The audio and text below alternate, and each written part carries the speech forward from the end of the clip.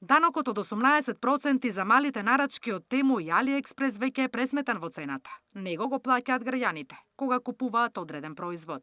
Но зголемувањето не е 18% затоа што дел од данокот го субвенционира Кина преку леснувањата за зголемување на нивниот извоз, велат од фирмата која ги доставува нарачките од овие компании до дома.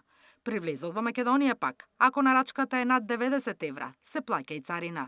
Затоа компаниите веќе почнаа да ги делат пратките под оваа сума. Кога се формира една нарачка, кога ќе дојде апликацијата за плаќање, бројката може да биде променета. Има различни типови на продукти што подлежат по различни видови на царинење и зависност од сумата, но во суштина тоа е така како што кажавте.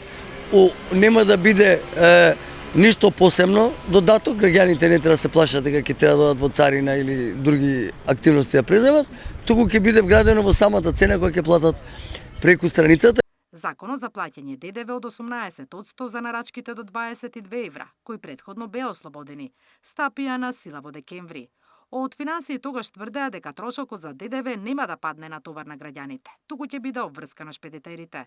Од царина појаснуваат, данокот го плаќа операторот во име и за сметка на граѓанинот или самиот нарачател во случајот граѓаните. Овој закон е, најблаго кажано, од наша страна многу коректен закон, никого нема да удри под джеп, нели, народски кажано, а во буџетот, државниот буџет ќе се слеат дополнителни средства. Од операторот кој ги доставува пратките најавуваат и новини. Производите ќе можат да се плаќаат при самата достава во кеш.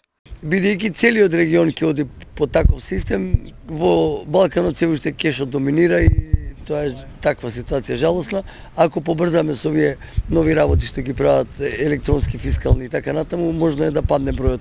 И треба да се поевтинат сервисите за плаќање со картичка и други инструменти, за да и компаниите и граѓаните се охрабрат полесно да применуваат електронско плаќање.